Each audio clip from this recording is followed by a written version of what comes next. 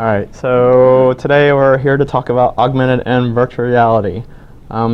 So first off, I guess introduce myself to those that most everybody knows me, right? So I'm Craig Tyler, technical lead here at Logical Advantage.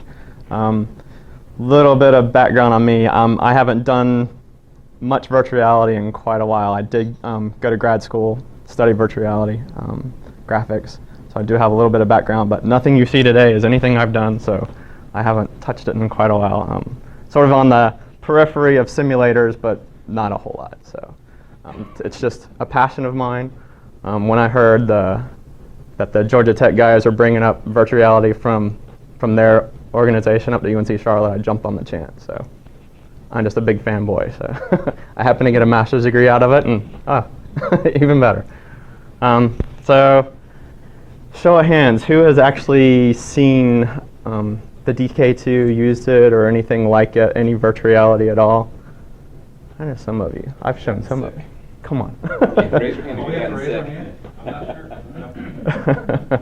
All right. So today I want it to be open. Feel free to jump in. This is an open discussion. This isn't like a serious talk about what we do in our daily lives. This is for fun. So join in the conversation. This is what we're here to talk about, the future, the current state of virtual reality. And hopefully we'll have enough time if anybody wants to try out virtual reality. I have Assetto Corsa. It's a racing simulator. It's pretty darn good, so I encourage you to try it out, even if you have tried virtual reality. If you haven't tried Assetto, it's a different experience. And when you do try it out, don't just look straight ahead and grab the steering wheel. The whole point is look around, move around. It's going to track your head, your orientation, so don't be shy. Look around the thing. All right. So, all right, I don't know how to use this thing apparently. So our objectives, like I said, just review the state of VR today, the technologies, look at some applications of VR, have a discussion about what it's going to take for VR to really take off this time. And really, I say that, but VR has been around since, quite a while. Really started to take off in the 80s and 90s. And it's been around since then. It just hasn't been in the commercial spotlight. But as far as industrial, especially like aerospace and racing, it's been in that industry a lot. So we'll talk about that. So it hasn't really gone away, but it hasn't been in the commercial spotlight as much. So I want to talk a bit about what you guys think it's going to take, and I'll give some of my ideas on that. And of course, get excited. All right, so definitions. Why is that up there? Click on allow. Apparently I have to click allow. I can't read. All right, so virtual reality. It's the use of computer technology to create the effect of an interactive three-dimensional world in which objects have a sense of spatial presence, and presence being the key. So just looking at a flat screen, all you're doing is looking at pictures. But what virtual reality tries to do is trick your mind into thinking that what you're looking at is actual reality. So that is the point. It isn't a display sitting right in front of your face, a really big display. It's about putting you in that world that they're trying to create. And of course, I had to throw a quote in from from The Matrix. So what is real? How do you define real? If you're talking about what you can feel, what you can smell, what you can taste and see, then real is simply electrical signals interpreted by your brain. And I stole a lot of what I'm presenting here from Michael Abrash, who is like one of my heroes. So if you don't know who that is, Google him, look at all his videos. Him and John Carmack actually created the Quake engine. So if you don't know what that is, then can't really help you, other than it was probably the most popular 3D game of the time and sort of kicked off the whole 3D game movement. And Abrash actually goes a little further back. He wrote the Black Bible of Computer Graphics, I believe it was called, and the Bible on assembly language as well. So he's all about optimization. And Carmack snagged him up and helped him optimize the Quake engine. So what I wanted to just sort of talk about in these next couple of slides and videos is how virtual reality can trick our brains into thinking that what we're seeing is real. So basically our entire system, mind,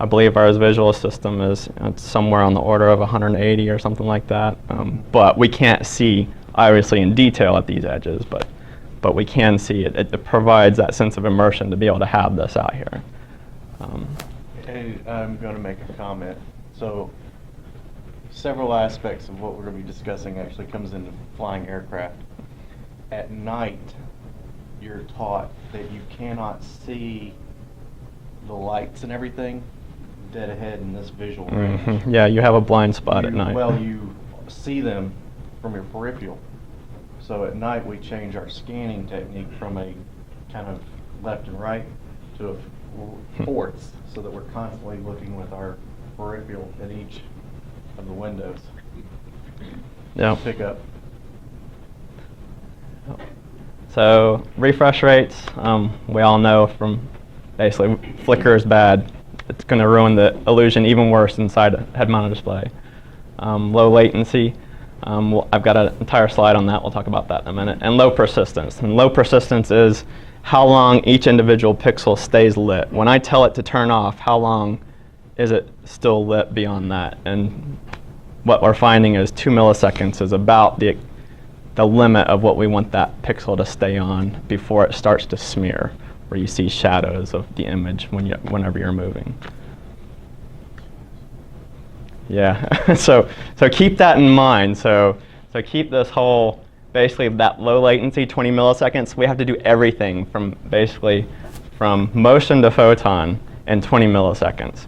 So when I move, the sensor that detects my movement has to send that signal through, all the way through the rendering engine, the whole process, into the display.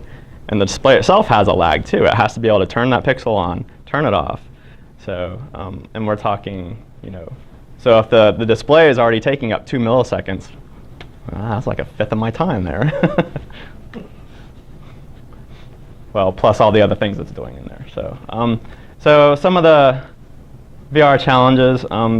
So when you stick this display up to your face, so it's basically what's in that DK2 is a Note 3.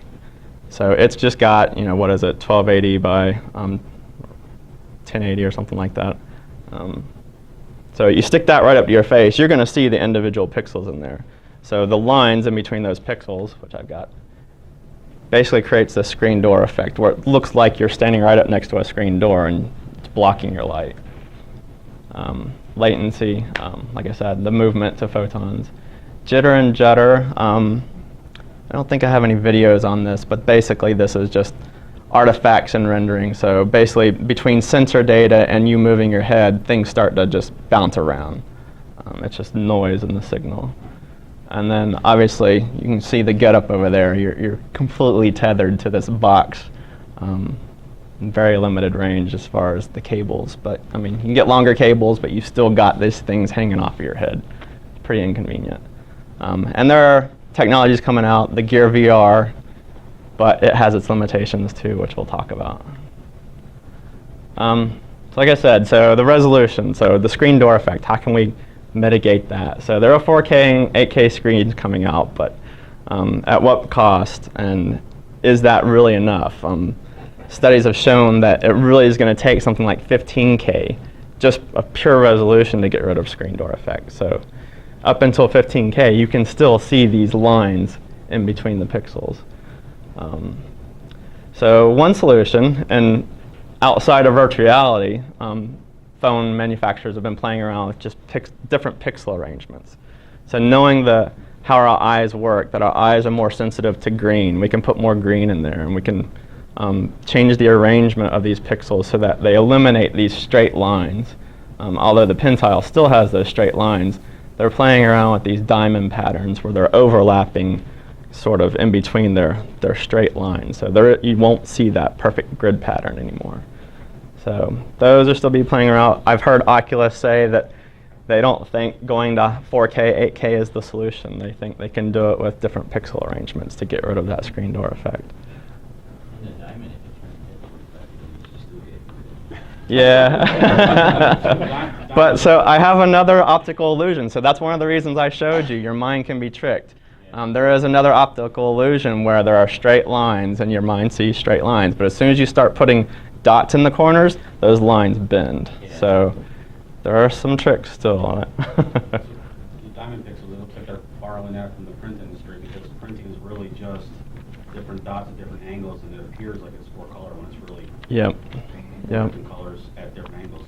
And I think the reason that Samsung went this route is more out of cost. Like blue dots were more expensive, so I think that was part of their reasoning. So, but that also has its downsides too. Obviously, lower contrast.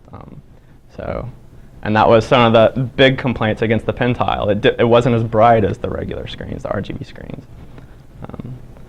So definitely some challenges there as well. So augmented reality, real quick.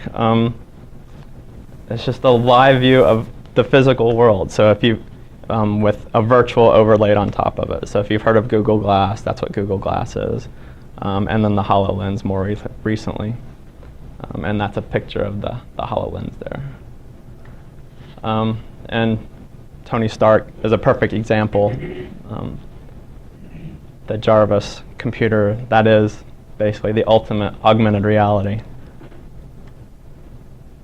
So same challenges as VR, but with the added bonus of registration. And what registration is, it's the syncing of the virtual with the real. So if I want to have this virtual engine overlaid on top of this chassis of this motorcycle, I have to know exactly where that motorcycle is. So that's one challenge, knowing where it is. But now I add in, my head's going to move. Well, on a traditional display, it would move with your head, right? So it has to know that you're moving your head, and that virtual item needs to stay right there in the real world. So that is the biggest challenge with augmented reality, is the registration. I don't know why I threw GPS sensors on this screen. That doesn't make sense here. But so another type of virtual reality technology, and this is what's been more prevalent over the past 10, 20 years, is cave systems. So I began the talk of, what's it going to take for virtual reality to make it this time? Well, what I really meant was, what's it going to take for virtual reality to make it in the consumer world in a form factor that is appealing to us? So small enough, light enough for us to carry around. The other side, where virtual reality has really shined, is in these large cave systems. So that we're talking, if you've ever been to Disney World and seen those 360 movies where it wraps all the way around you, that's an example of a cave system. Obviously, not everybody's going to have that in their home or in their workplace or whatever. So flight simulators are another example of a cave system. Again, much too big, much too costly. I mean, we're talking $1 million systems here with multiple displays, 4K projectors. The obvious benefits to a cave system, as you can see in the video here, is it is a group experience. It's not somebody sitting there with a head-mounted display having their own experience over there. Everybody with a pair of shutter glasses or polarized glasses can stand there in front of this display and actually have a similar experience as everybody else around them. So again, no wires. Shutter glasses are just like your 3D TVs. It's nothing different. And obviously the biggest benefit is the wide field of view. You can have a cave system that it completely engulfs you, so 360 all the way around. And here you can see the projectors on the outside, so the person would be inside this cube here, standing in there, and the projection is on the outside of the world. What's cool about these systems, they've gotten really advanced, is you can have, like in the curved display, this is actually LCDs here, but I've seen displays where it's just one big screen and there's multiple projections on that wall, and they've learned how to blend those images together across all those projections. It's pretty cool technology. Are there any current industrial or military applications? Oh, absolutely, yes. Military training. That's actually some of what I did in grad school. Was they were doing training of basically deployments of going out into unknown territories, basically simulating what they would encounter. And that's also true of, I don't know if they've done this. I worked at Savannah River site for a little bit, and they were always giving us training on basically disasters and stuff like that. And had they, like Fukushima, for example, they couldn't send robots in there. They had to send people in there. Well, they had a certain amount of time to go in there and do what they needed to do. They could have gone through a walkthrough in virtual environment. They would have known exactly how to get there and do what they needed to do. So, yeah, I suspect there's some of that going on, but I don't know for sure in that industry. But definitely, military is all over it. That's what a lot of the universities are. Their research is geared towards. Especially on augmented reality, like the HoloLens commercial, they showed like someone's doing a plumbing project and the pipe lights up, like touch this pipe and pull it out. Yeah. And so they can kind of teach untrained people how to fix things and things like that. The Army tanks, I know they are big into VR on learning how to drive them and Yeah. operate all the functions and everything. I saw some documentary on it. So they spend first half of their school learning everything about the tanks in Yeah. VR simulators. Sweet. Well, yeah, and then flight sims is the perfect example too. So yeah, it's the old idea that if you can visualize it more and more, the better you'll be at something. Well, if you can put yourself actually in that environment and practice it, even better. So yeah, I've got some videos of these actually that we can throw up afterwards that you can look through. All right, so today's major players. Obviously, the big one is Oculus. They're working with Samsung on their displays. The display panel in the Oculus Rift is a Note 3 in that DK2. I believe.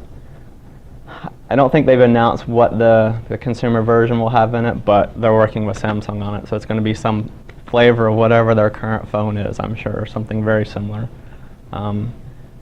And well, we've got other slides on that. So, and obviously, if you haven't heard, Facebook bought Oculus for $2 billion. And that alone should tell you that, hey, somebody thinks this is going to work.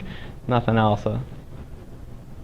So Valve, I don't know if everybody's familiar with Valve. They're one of the big game developing companies. They developed Half-Life 2, or Half-Life 2. And actually, Abrash and several others developed Valve's VR program there, and then they jumped ship to Oculus. So Valve's working with HTC. There's actually 2 HTC panels in their product. Sony Morpheus, they're releasing for the PlayStation. And Microsoft has the HoloLens.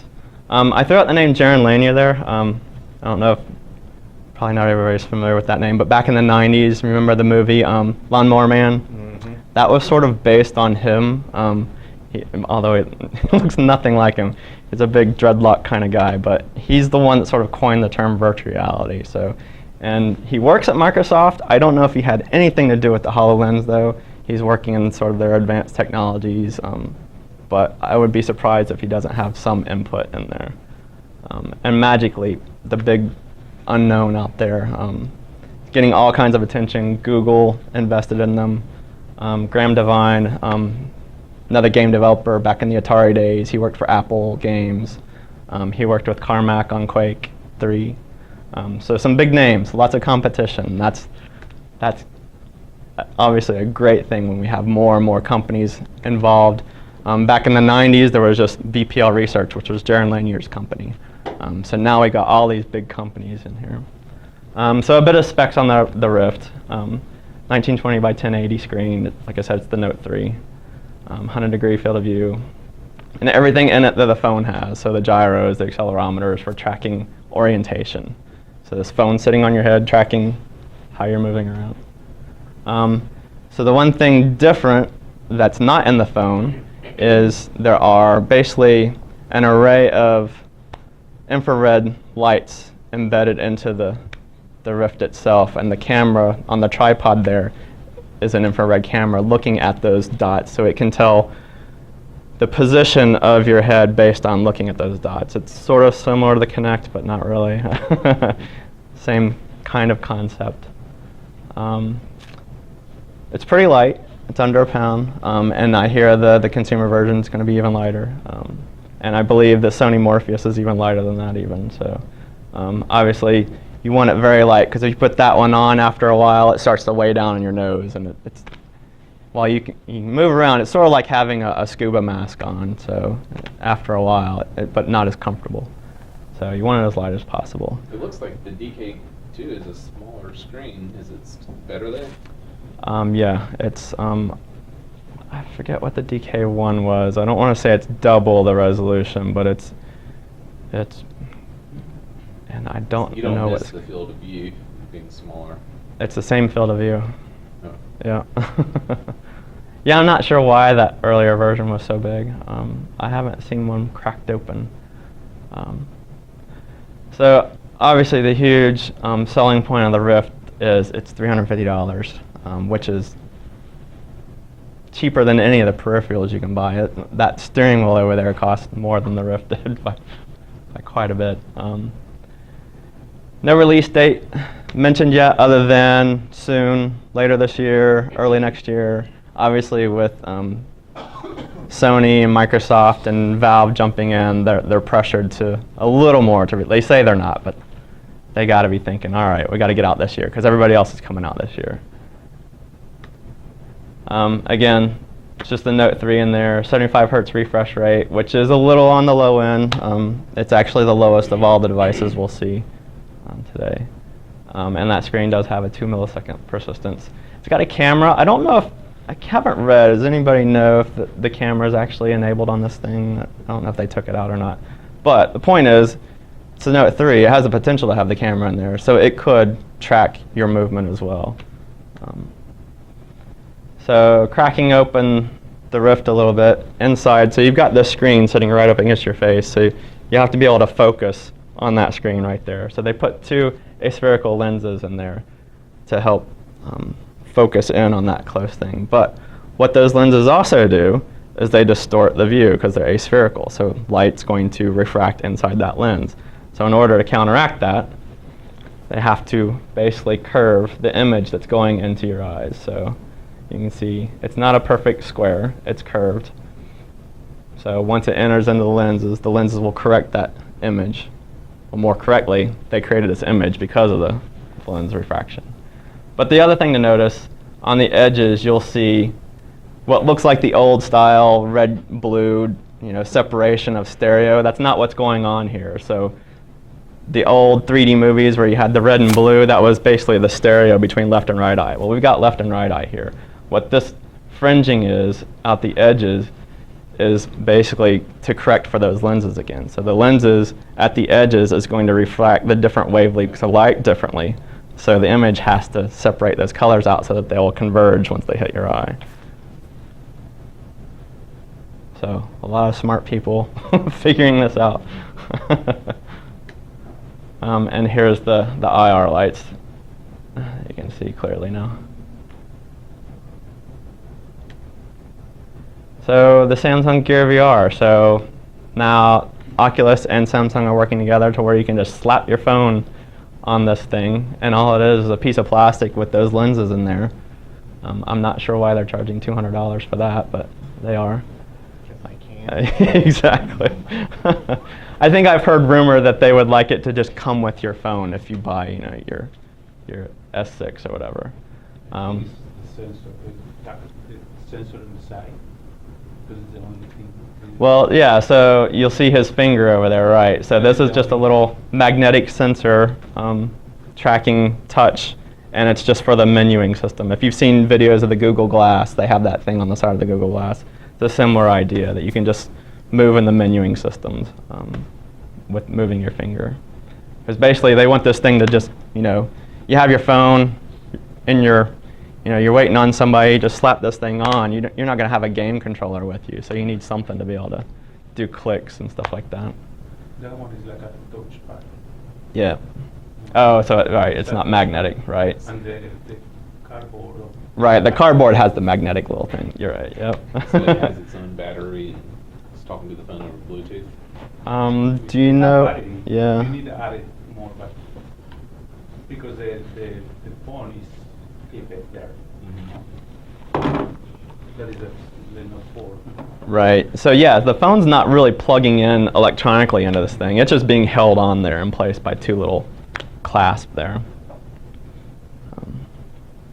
Yeah, I had a chance to look at the Note 4 Gear VR, and it was a pretty smooth experience. You would expect with the phone, it wouldn't be able to keep track with your movement, but it did a really good job of keeping track. I have some demo here. Okay. Do you have the Gear VR? Yeah. With No. No. I thought about asking to see if somebody had something. But yeah, it's a pretty impressive experience, and obviously you see the resolution. 25% better than what the Note 3 is. So I didn't notice much screen door effect at all when I saw it, but it was there. But the thing is, going back to that, your mind can be fooled. Like once you're in there and you're actually experiencing it, that screen door effect becomes not so much of an issue. It becomes about you're there in that environment. And if you really think about it, you're standing in front of a screen door, still reality, right? It's not going to diminish that as much, but you still want it at a certain level to where it's not jarring right there in your face. And then they just announced the S6 and S6 Edge will work with the latest version of the Gear VR. Smaller screen, same resolution, so higher pixel density, so less chance for that screen door effect to be there. And then HTC Vive. So this has two screens in it in portrait mode. Resolution actually isn't as good as the S6, even though there's two screens in there. So I'm not sure. I'm a little worried that the power, well, actually, this is going to be plugged in, so power drain isn't going to be an issue. But the actual rendering power, I kind of wonder how much different that'll be than a split screen. So one thing I didn't mention is, so do you have that? So let me hold that up. So it's not two screens in there, right? So it's a single screen, it's just split screen. Actually, you saw it in the earlier video, so, or screenshot. But this is actually two screens. Why do you need 70 sensors? This is a marketing bullet item. So the big thing with the HTC Vive is it is a room experience. So they want you to be able to walk around with this thing. So right now with the Rift, you're tethered with like a 3-foot movement that you have. With this, they want you to be able to walk around. So they've got, in all their demos, they have somebody walking around holding the cable for somebody. So I don't know how they're going to get around that. But they want you to walk around. So in order to walk around, they need to have sensors at certain intervals in order to track you throughout that entire environment. That camera right there has about a couple meter range, maybe 3 meter, if that. So you move outside of that cone of that camera there, and it's lost you. You can't track your movement. Now your rotation, your orientation will still be tracked by the gyro and the accelerometer and the phone. But where you are in the space, that camera is tracking. So the sensors that they're talking about here, they have these boxes. So they have these boxes that they'll set up in the corners of the room. And these boxes are basically rotating lasers shooting across the room. And what the Vive does, those little sensors on the Vive are timing the sweeps of the lasers across it. So based on the timing of the laser hitting each of the sensors, it knows where you are in this room. I would imagine there's got to be some calibration set up for that to work. But that's the point of those sensors and the laser base station. Let's see. So they say available end of the year, and no pricing other than premium pricing. So we'll see what that means. Part of that pricing is in their controllers. So they've got these two controllers, which everybody that I've heard that's been in it, so this is what's really the selling point of this thing, and being able to, with the Rift, your body isn't there. It's pretty jarring. So the demo I have now, I chose it specifically because it's modeled your body sitting in the car. But in other demos, your body isn't there. one of the first things a lot of people do when they put it on is they look down and sort of surprised that they don't see themselves. But with these controllers, at least you will have hands in the environment. So, and from reports, it sounds like the tracking is spot on. Like, I haven't seen any specifications, but we're talking millimeter, sub-millimeter tracking on where you are in that environment here. And it's got feedback. So yeah, so there's two track pads. You can't really see in this screenshot. So these two little things here are track pads that your thumb basically uses as sort of like a mouse pointer. And there are haptics in those little track pads where similar, so I guess like the old iPods where you click it and you'd actually feel it. So there's some haptic feedback to that. Obviously those things are pretty big. They're going to scale those down. And the current version, they're wired, but they want them to be wireless. But it sounds pretty cool. And then the Morpheus. Looking at the specs, it looks exactly like the DK2. The difference being basically with the PlayStation, there's the PlayStation Eye that can track you. You'll notice, so it's got the controllers with the little PlayStation Move controllers, just tracking your hands, similar to the Vive. But where the Rift is using infrared light, the Morpheus is just using regular lights, just like the Move is. So it's looking, the eye is looking at these lights to determine where you are in the space. And they're saying early next year. HoloLens, everybody I'm sure has seen the video by now, hopefully, of the HoloLens. It looks really cool in their video, but it's sort of nothing like that. I hear the registration is pretty spot on, so where things are in the environment, move your head, they stay there. So it sounds like they have a handle on that, but where they sort of need to improve on is the field of view. So from what I've heard, the field of view is like looking through a little window. So in order to see the environment, you have to move your head around. It's not immersive, but cool nonetheless. And hopefully they'll improve that field of view. And another complaint is it doesn't fit well with glasses, but those are just ergonomic issues, so I'm sure they'll work out. And obviously another big selling point for Microsoft is it's already in the Windows 10 core, so anybody can start developing for it. I showed those videos in the beginning. You can roll them again at the end. Magic Leap is the big unknown out there. Nobody knows much about it, other than everybody who's looked at it has said, oh my gosh, this is going to change the world. So much so that Google said, hey, here's $500 million. It is augmented reality, just like the HoloLens, but they're saying capable of full VR. Like I said, everybody that's tried it on has said, how can I help? I think Graham Devine, Neil Stevenson, I don't know if you remember him, he's wrote the book Snow Crash. He's a sci-fi writer. He joined on board as their chief futurist. Led a workshop who did Lord of the Rings, The Hobbit, Avatar. They're on board with them. But the big thing is the technology just isn't there yet. We're looking at years. So, and their big issue is shrinking the technology into a form factor. Yeah. So this is their patent application. So this is what they want the form factor to be.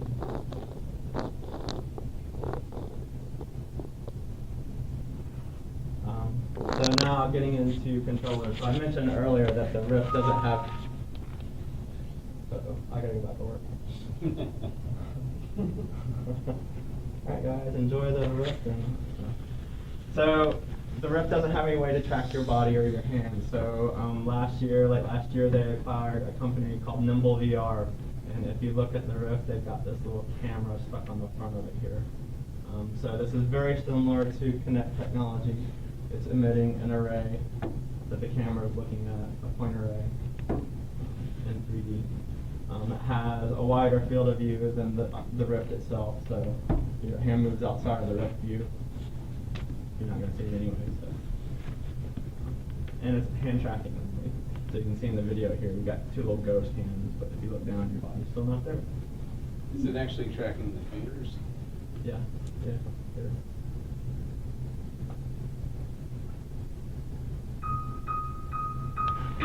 Whenever people try virtual reality, the first thing they do is look for their hands. Your hands tell you where you are and how to interact with the world. Being able to directly use your hands creates limitless new interactions in VR gaming. You will no longer control the player, you will be the player. You will use your natural dexterity, not keyboards and controllers, to feel as if you stepped through the screen.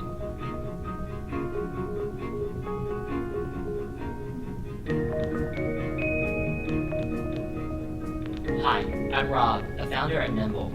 The Oculus Rift brought your eyes and your head into VR. So that was just a quick little shot. We can roll these videos afterwards. Yeah, so it's just your hands. So Hal has, what does he have? Leap. The Leap, yeah, so it's similar to Leap. It looked like Leap was a little laggier than what the Nimble is looking like. I don't think the Nimble was ever released. So. I have the leap. Oh, do you? Okay. Yeah, I had it. I gave it away because I hated it. Yeah. It wasn't as good as the, at least I had an early one. They've improved the software behind it a lot, but it's still, unless you're using a pretty decent computer, it's still a little laggy. So these guys, I think it goes in the videos, and MIT PhD, so they can't figure it out, then I guess. You can ask them from NC State.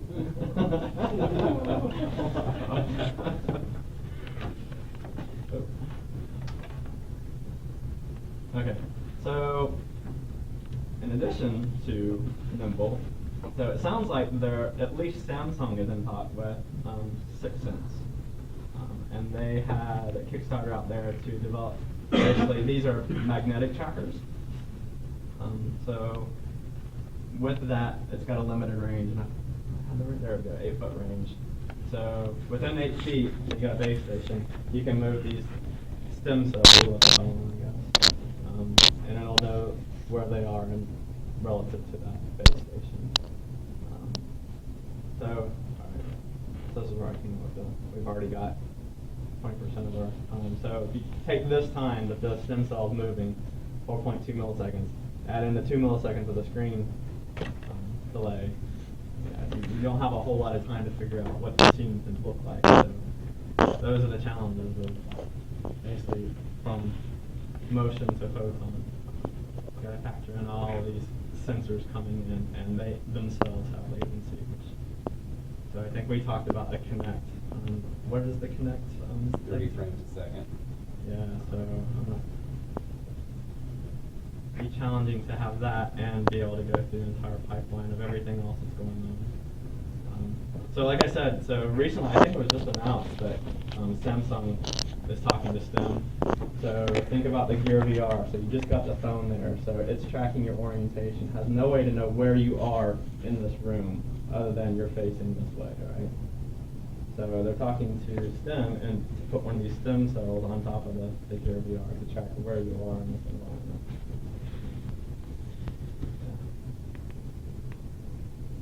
Yeah. So here's a pretty cool lightsaber demo of the Force YouTube.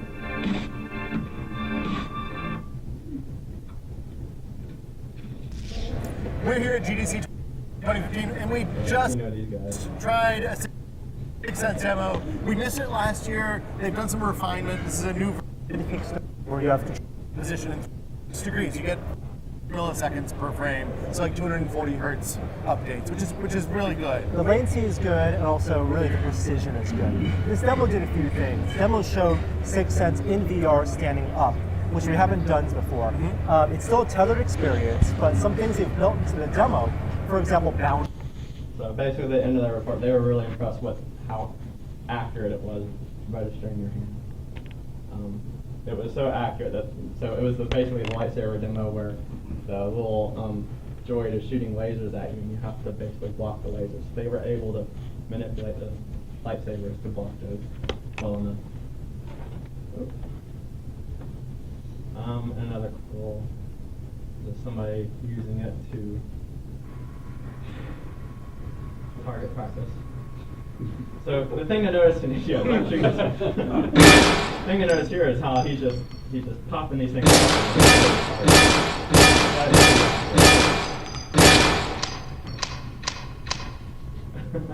Look at it again.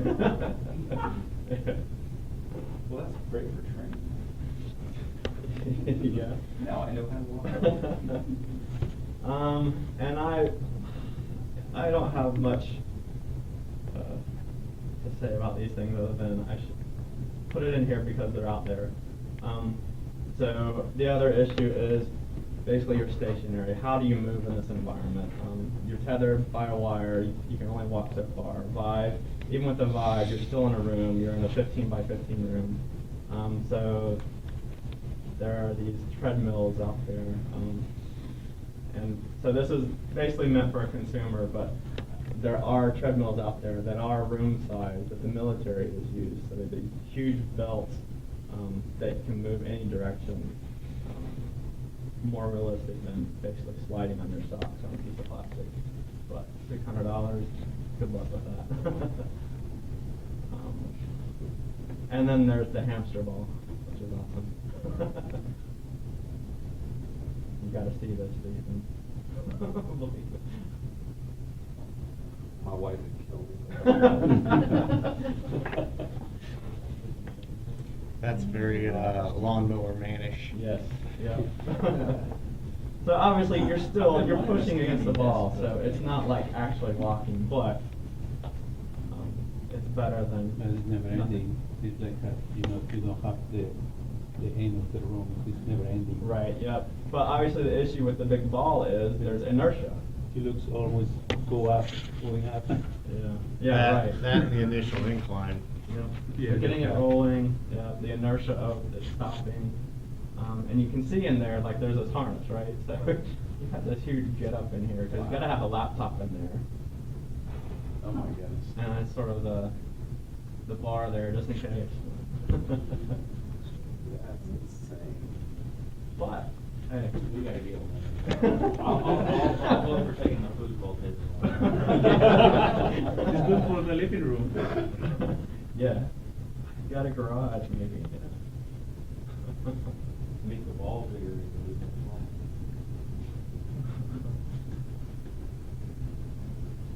So we've been talking about some applications, simulation, and surgery even. So doctors are practicing doing surgery in virtual environments. And you think about telepresence type things. So being able to actually have a robot do the things that you're doing, moving. I'm not sure I'd want to have eye surgery or brain surgery by telepresence, but they are looking into it. One of the earlier applications, so at Georgia Tech, one of the things they pioneered was treating phobias, PTSD, with virtual reality. Sticking the person in the environment, in a controlled environment, and having a doctor actually take them through scenarios that eventually gets them over their fears, and it has helped a lot of people. Things that you could probably only do in a virtual environment that help these people. So one of the things I heard, so arachnophobia, so you can obviously control how many spiders, how close the spiders, but what helped this one person was putting a huge giant spider in the room with this person, and they saw how ridiculous it was. I'm not afraid of this big spider, and boom, they're like, all right, it's ridiculous to be scared of this thing. So virtual reality can help where reality couldn't. And information visualization. So this is big in the medical field as well, being able to see large amounts of data, being in the data, being able to manipulate it quickly. The Iron Man 3, when he's reconstructing the explosion scene. Yeah. Did you see that part? His who's his bodyguard gets blown up with one of the guys, and he literally takes all the visual data and reconstructs it there. Jarvis does. Yep. And he starts manipulating it, moving objects around, and figuring out. I've the got a details. video. I'll see if I can find it. It's a video of a guy in a cave, and he's looking at LiDAR data that they gathered for basically a mudslide, a rock slide, or caused by an earthquake or something. I don't know. We'll take a look at it. But they're going into this virtual environment and basically manipulating things in this environment to see what happens. I want to be able to stay home and have my cubicle. That's all I can think of is cave workplace. We already work in cave. But think about that desk being on the beach. So. I think I'll take the real for not virtual. The code's so immersive. So. And then so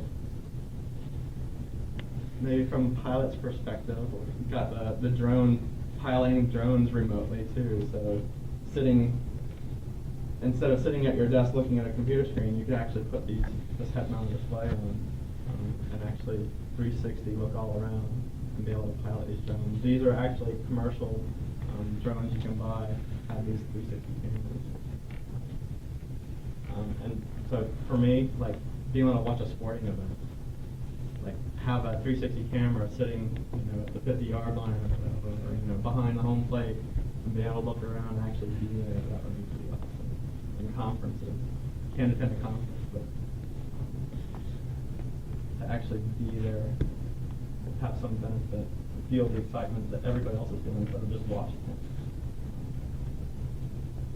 So, why now? So the obvious things are, well, our technology is better, faster, smaller, cost less, and that's definitely what's going to drive being able to, put it in our hands, is the cost, the size. But less obvious is all this competition. So like I said, back in the 90s, it was more of a research thing. It was too expensive to be in the consumer hands, so it was relegated to universities, and really VPL is the biggest company that I know that was doing it at the time. And I think they filed bankruptcy in 1990 and then finally got bought out by Sun Microsystems in 99 or something like that. And there's been no word of that technology since. So the competition, so now we have Facebook, we have HTC, Samsung, Microsoft, Sony, all these big players that are going to be basically competing for your attention, making this technology better. And open source movement hit, and John Carmack at Oculus is big on the open source. So being able to take the code that's running that Rift and be able to look at it and say, hey, I can make this better and contribute to that, and maybe land you a job in Oculus. But that's huge as well. I know there was a reason there was a line down there, not across. So the development tools are so easy to use. Unity 3D is, anybody could use it. It's almost, just drag and drop type of stuff. Unity, or Oculus provided basically a player controller. All you gotta do is drop it into your 3D environment, and it's already got the code to do the stereo display and the other settings associated with the Rift. Oh, I'm gonna have the other points down there that you can't see. So again, the competition, ease of development. So there's no need to understand complex 3D vector math, and don't need to understand assembly language to get the most efficient rendering engine out there. It's C#, even Java and scripting languages with Unity 3D. And then the content, one of the big challenges early on was being able to produce content users. So now we have all these great tools, even free tools to produce 3D content. Just a quick timeline. So Sensorama back in the 50s, Sutherland, one of the pioneers of computer graphics, developed this alternate display. I mentioned Jeremy Lanier at VPO. There's just sort of a timeline of what's happened. So you can see basically in the 90s is basically when VPL was sort of starting to falter. And that's when games started to get big. And games is what's going to push, basically drive some of this technology to be cheaper. And that's what started happening with graphics cards. And then LCD displays. And then the big one being obviously the iPhone. iPhone really started to drive those displays down. and then gyroscopes getting smaller, cheaper. Before gyroscopes were things that you could actually pick up and manipulate. Now they're microscopic, fitting in phones. And then basically the modern era of Oculus, Sony. So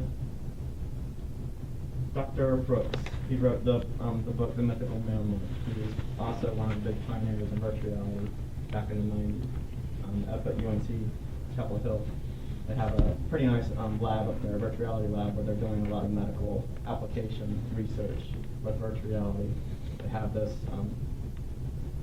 basically this molecule viewer where you can step into this cave type environment and see molecular structure, and they have this ball attached to this arm that as you grab it, it's basically mimicking what this molecule would react like.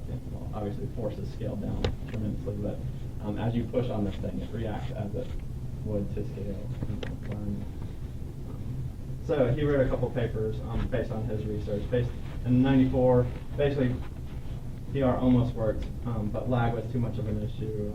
Resolution was poor, field of view. And in '99, he did a reassessment and basically said, yeah, we're better, but it's barely there. Field of view, 45 degrees. Basically, you're looking at a little TV screen, so not very good. Lag, we're talking hundreds of milliseconds, nowhere near the 20 that we're suggesting today. And then the rendering just wasn't there either. Our graphics cards are so much better than they were in the 90s. And registration was an issue then, it's still an issue today, but from HoloLens, it looked like they may have solved it, so maybe, I don't know, from what we're hearing. So, yeah, every decade or so, something new big comes along. Is it going to be VR? That's all. Thank you, Greg. So anybody who hasn't tried it, wants to try it, at least put the headset on to see what it's like. Feel free to jump over there and give it an eye, or Ethan can help you out over there. So I just wanted to sort of give people's thoughts on what they think about VR and sort of, are you going to run out and buy Gear VR, or what are people thinking? I'm waiting for the lenses. Yeah. So one thing I didn't mention on Magic Leap, so there's not a whole lot of information on Magic Leap, but what they're talking about, the technology to get down to glasses size is a virtual retinal display, which is marketing speak for it's lasers shooting into your eyes. So. Because I have artificial lenses already, so probably the next thing is have them with the electronics built in. Yeah. I'm not sure that's the next thing. There might be a couple steps in between. Well, there might be so, yeah. But, I mean, you say that, so who was it that had the contact lenses that could check your blood glucose level? So they're putting some going on Facebook? Facebook paid for that? I forgot who it was. Facebook? They pay for that company. That's insane. That would be so immersive. You get just the lenses. So is that pretty much what, I mean... Well, that's what Tad Williams with the small little implant behind the ears Yeah. was. It was so that you would immerse directly from there. I mean, it's bypassing the whole eye and everything. Matter? Yeah. So Which is ultimately where we need to go. Yeah, so is everybody more interested in augmented reality than sticking a head-mounted display on, or getting in a cave? Or? Yeah, augmented reality is awesome. Yeah, I think there's definitely a lot more use cases for that than. Well, definitely in a work environment for sure. Yeah. Well, I mean, just at the general consumer level. I mean, yeah, okay, gaming and stuff is fine, but you know. I think it's more direct. Actually, the AR is more now than the virtual. The virtual reality is more like that. You need some more specific. Because it's all about, I mean, the AR you can use for training, right? For BMW started the training with people, the workers, they use the training for the AR. Now that time is more like. So here's a follow-up question to that. I think I know the answer now. How many people are gamers in here? Used to first-person be. shooter. Yeah, it used to be. I'm playing, yeah. Yeah. All right. No so- playing. I know play. So maybe that's why I'm more excited about the head-mounted display. 'Cause like I said, I'm a big software combat fanboy. So. The Google Cardboard and those type of cheap things to put on your phone. Yeah, I'm afraid of those because of what you just said. They're cheap and not a very good experience, and I'm afraid that's going to turn people off from the whole thing. But hell, 1 million cells. Yeah. The people is introduce the people to the system. So I think it's help. After they buy the VR, Samsung VR or whatever. But So one of the things that I liked about the Gear VR was sort of some of the cinematic stuff that they have going on. It's not stereoscopic, but it's basically just a 360 movie, so you can move your head and you can see all around you. you have the Paul McCartney. You saw the Paul McCartney? I did, and the convergence on it is so weird that I couldn't really be in there very long. It's like it's 360, but they change the camera. Right. They have like 3 cameras. Right. So they change it and they way to you the. Yeah, so what he's talking about is they stuck a 360 camera on Paul McCartney's piano basically in one of the concerts. So you're sitting there right there with him in the concert. Yeah. Yeah. You can see like So the whole idea of surgery and things like that, that's intriguing. Come on. Yeah. You know, the doctor can sit there and practice the procedure over and over again. Well, and then think about too, so some of these procedures are very specialized, and to have one doctor know all of that, to be able, like you were saying with Microsoft HoloLens, to be able to show a remote user how to do something on a virtual patient first, and then actually go do it. That's pretty Anyway, so much surgery is practice. right. And people get those motor skills, and that muscle memory going virtually. Yeah, and so because of the accuracy is so important with surgery, they actually have actual physical articulated arms that so they've got like a scalpel in their hand that's connected to a device, so they can track a lot more precise. So it's not like a Kinect, that's sort of imprecise tracking your hand movements. Right. Yeah, it's spot on, right. In aviation, there's a company called Redline that they're now putting in, and the FAA's approved them. They're full motion immersive cave systems, basically. But they've got the panel and everything of, the Cessna or whatever you're going to be training on, and everything responds just like you're in the aircraft. And you can log all that time just like you're actually flying.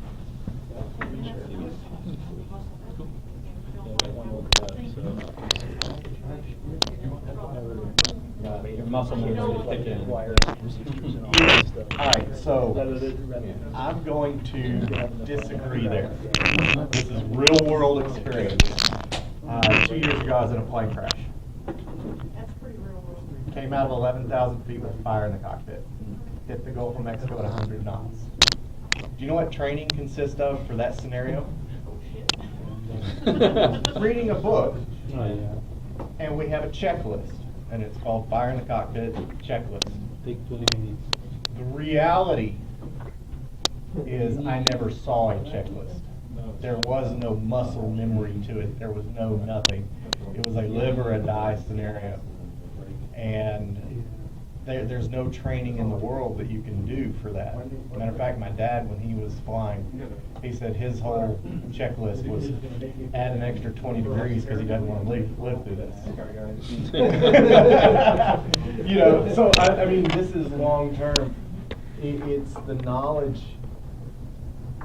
I guess what comes out of that more is just the calmness of being able to just go into that calm mode. Yeah, and what we did was we rolled the aircraft and aimed it straight down. So what are you saying? So are you saying that I put yourself through crashes so you're desensitized to it, or? I honestly don't. I do that on my film. I don't know how you could get better. I mean, it's the guy that crashed yesterday. going into Sun and Fun down in Florida. He's in a brand new aircraft. He walked away from it, walked over to a house, knocked on the door and said, hey, call the fire department, call 911. Hey, what makes him better than the same guy in the same scenario that died? You know, what did he do different? How can he, you know, how can you train for that? Maybe we can put him through a virtual environment and see what he does. Well. Okay, so if you crash, what's in there, you're gonna walk away. Yeah. What did I do wrong? Okay, now I can try it again. So NASA's been doing it for a long time with the space shuttle. I mean, how do you land a brick that's got the aerodynamics of a potato? I mean, how do you land that? And they've done really, really well over time. Matter of fact, I used to have a friend, I'm from Houston, so I had a friend, his whole job was to kill astronauts. and he wrote the manual on, okay, if this failure is occurring and this is occurring, this is how you fix it. And if you don't fix it in this amount of time, you're dead. And so he ran all the simulations and everything. Is there an interesting point of where we can combine them? I think so. And I think we can all of a sudden have a training for fire in the cockpit. It was kind of funny, I did a check ride, and the examiner, we're out flying around, the examiner goes, you know, fire in the cockpit, what do you do? Parent created one of the most successful units. And I reached back and pulled power and just dropped in immediately. He goes, you're the only student I've ever had. I said, well, I've been through this. You know? Yeah, if you look up, Google the words iPad plane crash, those 3 words, look for the Today Show.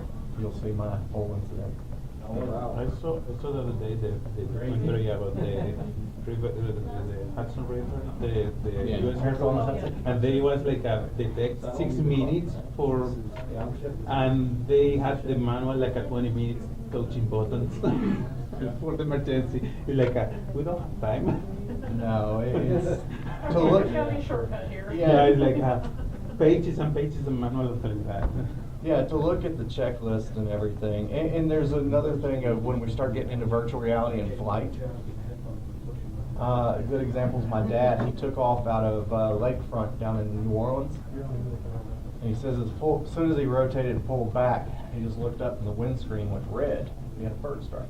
And his co-pilot, which is what took down the Hudson, the U.S. Airways on the Hudson. His co-pilot looks down, hits all the computers, does all the checklists and everything, and says, you know, we're green for go.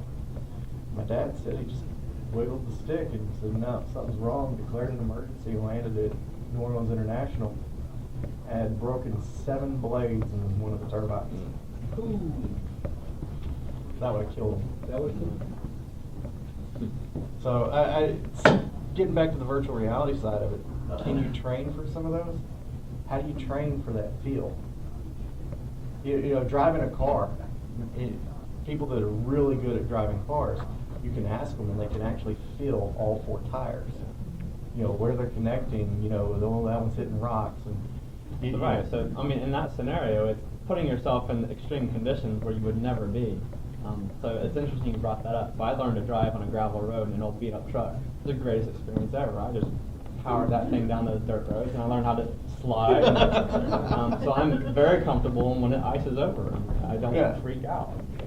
So putting yourself in those situations where you can never be in real life normally.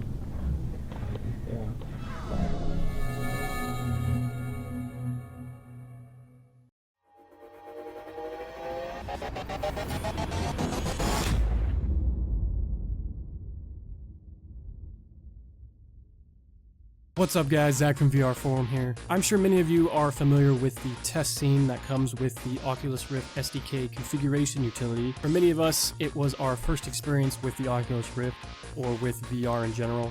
And it's also the first place a lot of you realized you can't use your hands in VR. Is attached the Elite Motion here to the front of the Rift with a piece of Scotch tape. Probably not the best way to secure it to the front of the Rift, but it is certainly the cheapest. Alright guys, so let's hop here and let's check out the demo scene. So we got everything loaded up here. Took me a while to get everything set up. My Elite Motion kept falling off. I would not recommend using tape. Look at my hands. They are there. We're in the desk scene. It's not exact, of course, but for the most part, it looks pretty similar to the one that comes stock with the SDK. And you can see the card tower here. It's already kind of fallen over.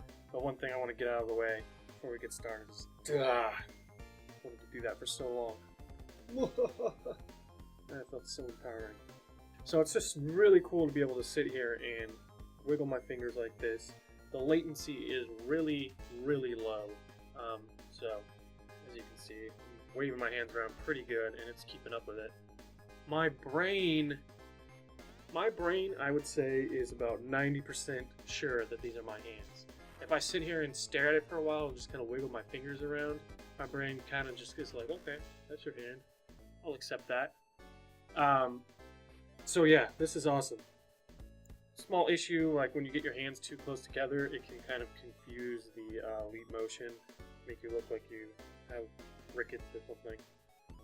But for the most part, it's really good. You can reset the headset by basically flipping your arm over, and there's a button here for that.